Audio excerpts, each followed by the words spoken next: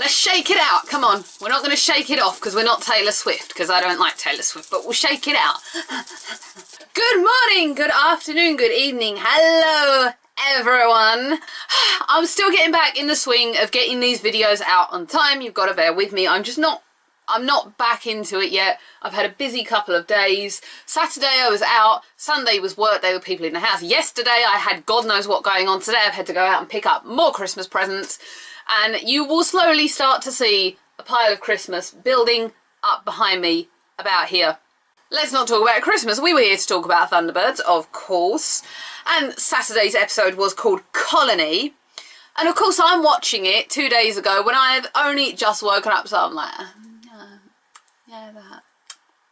I thought this was the big two-part, but it turns out that's this week coming and next week. So watch out for that because it's going to be our big special of the first hint of Jeff Tracy. And I think every vintage fan who's stuck with this everywhere is completely and utterly hyped for that. We've had the teases, we've had the little promo, we've had the hints, and now we're finally gonna see the first little tease of Jeff Tracy. It's coming for us, yeah! I wonder what Jeff Tracy's going to be like at the end. Can you imagine what it would be like if the mechanic was Jeff Tracy? I don't think we'd be happy with that.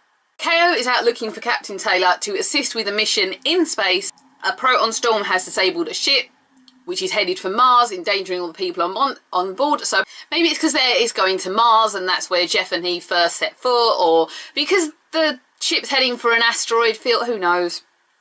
They're getting him help for the mission. That's the end of it. So he, Alan and Scott go into space on Thunderbird 3. Now there's been some inconsistencies with the loading of Thunderbird 3 and I've seen a few of these on the Facebook page, so maybe a few of you can kind of give me a little bit more information. Some people have said that the thing that takes the 2 passengers, don't know how Scott got in there by the way, into Thunderbird 3, in one shot it goes in, but then in another one, in one of the previous episodes ones, it actually goes in, but in this one it almost seems to bypass the hatch. The second thing is that Thunderbird 1 seems to be missing entirely from the pitch here. So the way that they've built the underground is that you've got Thunderbird 3 and 1 quite near each other, but it seems like Thunderbird 1 is entirely missing from this shot and we don't quite know why that is. So you guys be the judge of that, but I'm just telling you what I'm seeing. I like to reiterate to you guys as much as I can all the time.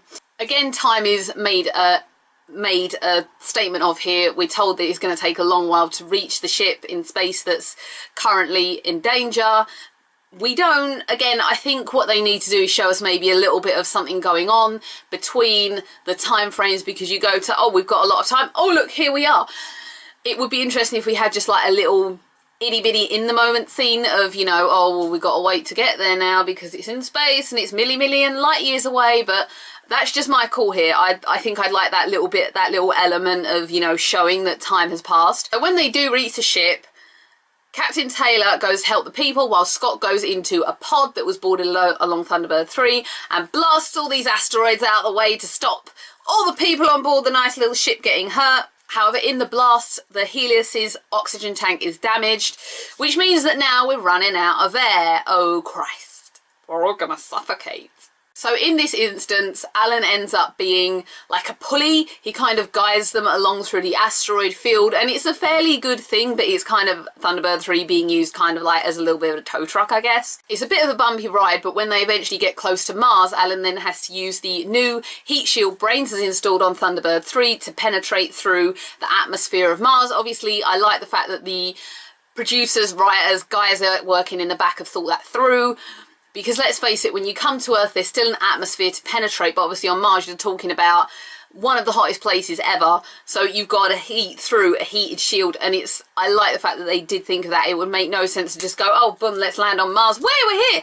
So after a little bit of a bumpy landing, everyone arrives safely on Mars. There's obviously not a lot there. It's kind of just like dried up rock. So it's good, again, that they haven't really started creating cities on this planet. They're just kind of trying to see if we can actually exist on another planet. Could you imagine that, though, if one day people just go up and go, oh, we don't live on Mars, bye. Oh, now you're on another planet.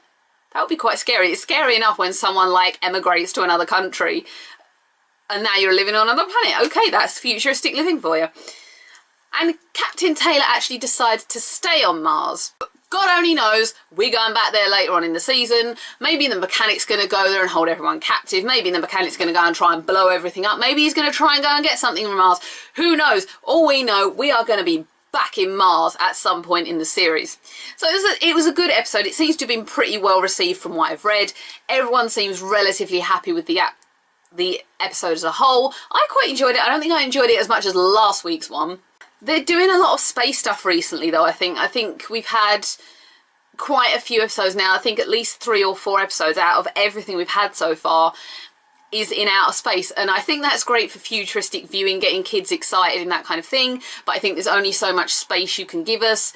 You're not Doctor Who, Thunderbirds. We don't need to see space every single week. It's fine. We have John in space. That's enough of a space fix sometimes. Give us other stuff. I haven't seen Virgil a lot since the series started. Give me a Virgil episode. You know what? Let the Hood abduct him. I think that would be fun. I think the easy target, the Hood. If the mechanic's going to abduct anyone, I'm still going to say the Hood. If I say the Hood, I mean the mechanic, okay? Until the Hood gets, like, broken out of jail. If I say the Hood, I mean the mechanic. Alan and Gordon are probably KO to a point, are pretty easy targets for the Hood.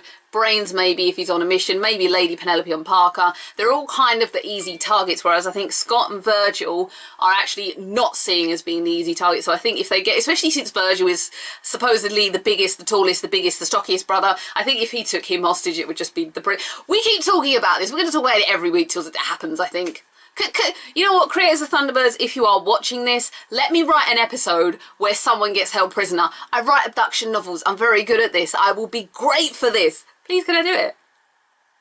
So maybe they're overdoing the space stuff just a little bit, but you be the judge of that. Maybe it's cool because some of you have said that you didn't think Thunderbird 3 was properly utilised in the original or in Series 1. So maybe that's a good thing for you guys. I personally think we're losing out on other crafts now. But then I suppose Thunderbird 1 and 2 were always used in the original series and were used a lot last year. I don't mind that we're not seeing much of Grandma Tracy, by the way, because you guys don't have to see me getting angry over the onesie. Now, they actually had Alan pull up on this in this episode. Why is Scott doing all the fun stuff and Alan is just basically the blooming cabbie? He pulled up on it and I was quite happy about that he did that. All right, he eventually got to do the cool thing with the Helios later in the episode, but he is essentially not doing things that I feel the astronaut of the team should do. Scott is taking over and I think the creators need to sort that out.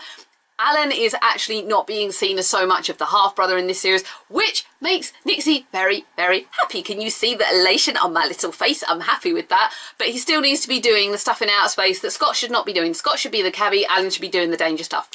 Just said it. Little random point that went through my mind, especially when Alan was guiding the Helios. How screwed would Alan be if Thunderbird 3 had no power steering? That would be a hell of a push, wouldn't it? So yeah, after that episode, I guess there really is life on Mars. That TV series didn't think its title through, did it? Something actually did bug me in this episode, and it was when they were on Mars and Captain Taylor was looking at the boot print in the ground that was kind of protected by that little glass shield. I don't know if that's Taylor's boot or Jeff's boot, but if it was Jeff's boot, that's a part of their dad. And I didn't feel like the boy, like when Scott and Alan were standing there, they were really appreciative of that moment.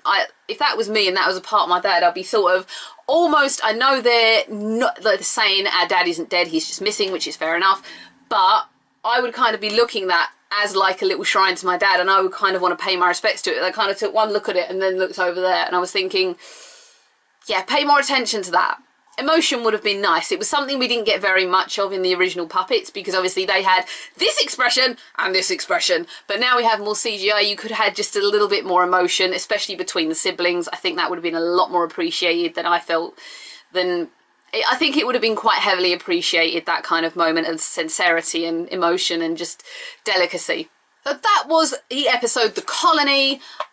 As I say, it probably wasn't my favourite so far. I did really, really enjoy last week. I still think that the second episode with, I said Slingshot, it's not Slingshot, it was the pirates in the outer space.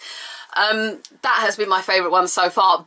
Next week is obviously our big, as mentioned, Jeff Tracy week, so that's going to be a big element of excitement for us. Next week will probably be the last week I can actually get this out between the Monday and the Wednesday. The following week it's going to get quite tricky because I've got so much going on and then I've got people in the house leading into the first week in December. Thank you everyone for being here and watching me ramble on about this lovely little stuff. So one of you said that you wait all week for me to do this. Is that crazy, or is that just in my little head? I think that's crazy that you're waiting for me to put these out. Thank you, though. I feel so appreciated, because I've had kind of an emotionally bad start to this week, and it's left me feeling a little bit... So it's nice to hear that, like, you guys want me to do these and that you kind of appreciate me. It does a lot for my self-esteem. I know that sounds a bit self-involving, but it really, really does kind of boost me, especially when I've had, as I say, quite a bad and upsetting start to the week. So thanks, everyone. I will see everyone again for next week's episode. Keep watching, keep viewing, keep watching Twitter, because I'm always doing weird stuff on there. Bye, everyone.